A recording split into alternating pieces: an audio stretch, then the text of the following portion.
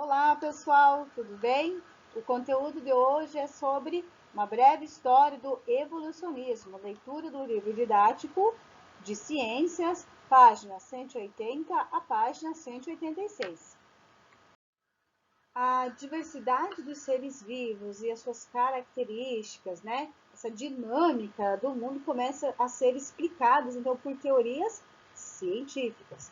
Estudaremos como ocorre a evolução biológica, a relação evolutiva entre esses organismos, a formação de novas espécies. Aqui nós temos dois conceitos, fixismo e evolucionismo. Fixismo, né? As pessoas acreditavam que as espécies se mantinham inalteradas ao longo das gerações. De acordo com essa ideia, as espécies eram imutáveis, então, ou seja, era fixo, né? Não muda. Transformismo, né? Ou evolucionismo. De acordo com essas ideias, os seres vivos não são imutáveis, eles podem mudar ao longo das gerações. Teoria de Lamarck ou Lamarckismo, né? Para Lamarck, inicialmente havia apenas girafas de pescoços curtos e também, né, podemos observar que o tamanho também é menor. No entanto, com as folhas ficando no topo das árvores, elas tinham que esticar o pescoço até que elas conseguissem, né, alcançar lá. E com isso, esse esticar, elas tornou-se unicamente comprido, né, dando origem às girafas atuais, né? De acordo com Lamarck, o processo evolutivo consistia em uma escala de complexidade. Começados então dos seres mais primitivos, se transformariam, né, gradualmente, ficando cada vez mais complexo ao longo do tempo, ao longo das gerações. Uma lei muito conhecida de Lamarck foi a lei do uso e o desuso, tá? Então, no processo da adaptação ao meio, né, ao meio onde são inseridas, o uso de determinadas partes do corpo, né, do organismo, faz com que ela se desenvolva. Então, eu preciso usar, então eu vou desenvolver aquela região. E o desuso faz com que se atrofie. Então, se eu não utilizo, ele vai atrofiando, tá? E as alterações no corpo, no organismo, provocadas pelo uso ou o desuso, são transmitidas aos descendentes. Isso também estabelecendo a lei das transmissões ou herança das características adquiridas, tá?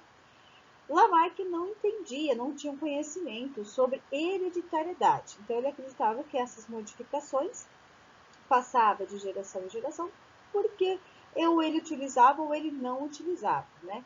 Então, as modificações ambientais que exigiam, né?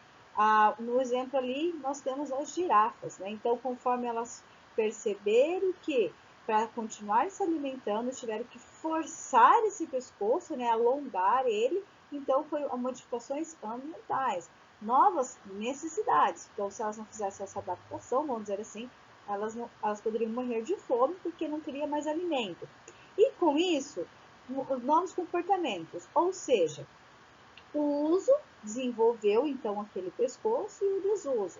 Se eu não uso uma parte do meu corpo, né, então ele vai se atrofiando. E essas modificações no organismo eram passadas de geração, tá? Então eram características adquiridas, então isso era passado de geração. E claro, essas gerações, ao longo então do tempo, também sofreriam adaptações.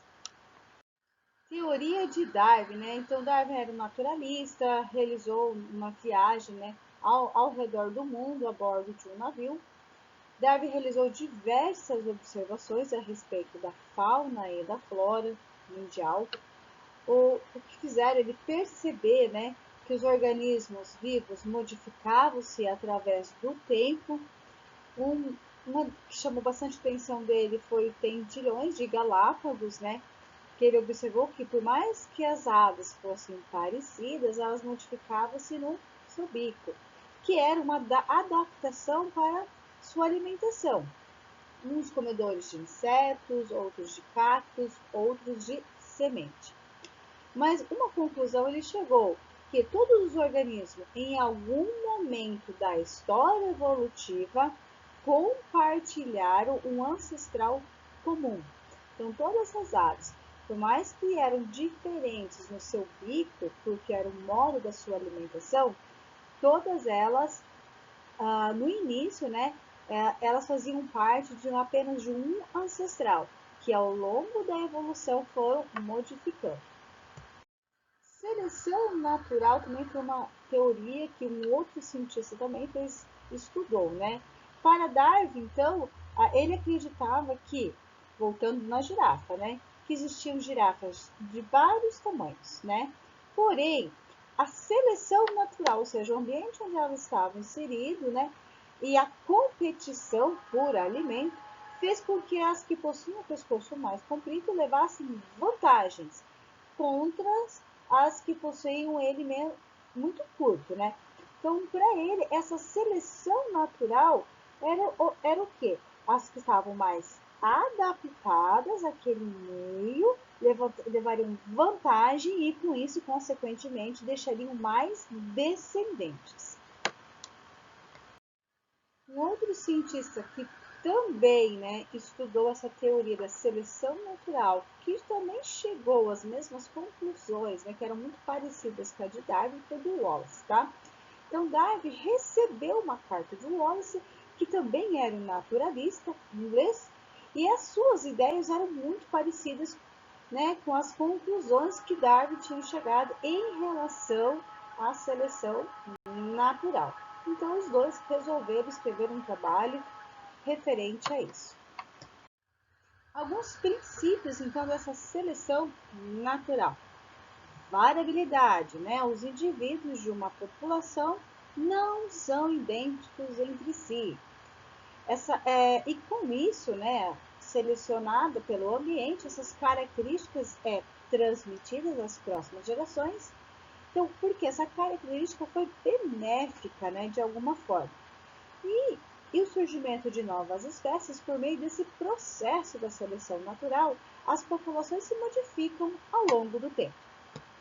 Então, a teoria sintética, né, ou neodarwinismo, então, ela foi formulada pela combinação então, da teoria proposta por Darwin, o Wallace e os conceitos de Mendel, né, a genética, o gene, né, a hereditariedade. As mutações, então as mutações estão voltadas lá para o DNA e suas recombinações genéticas, né? Lá nos gametas, causam as variações sobre as quais age a seleção natural. Então, como forma-se esse novo indivíduo, né? Essas variações podem ser benéficas e ali vai atuar a seleção natural. Essa representação, então, daquela teoria, né, sintético está nesse esquema. Então, a combinação recombinação gênica. A mutação genética vai dar origem à variabilidade das espécies.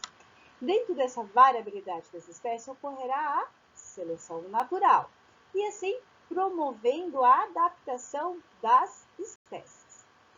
Bom, por hoje é só, pessoal. Até a próxima aula.